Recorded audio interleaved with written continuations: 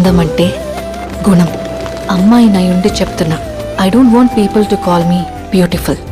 దాని బదులు నీది కష్టపడే తత్వం, నీలో కరుణ ఉంది, నీకు ధైర్యం ఎక్కువ, నువ్వు తెలివైన దానివంటే నాకు సంతోషం. Address us by our qualities. MS Subbalakshmi అంటే భక్తి, అందం కాదు. మదర్ తెరెసా అంటే కరుణ, అందం కాదు.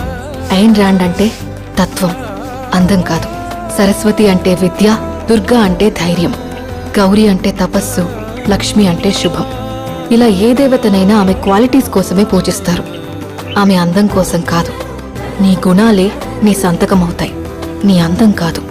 అందుకే ప్రపంచము మగాళ్ళలో కాదు, ఆడదే ఆడదాన్ని అందాన్ని దాటి చూసుకోగలగాలి.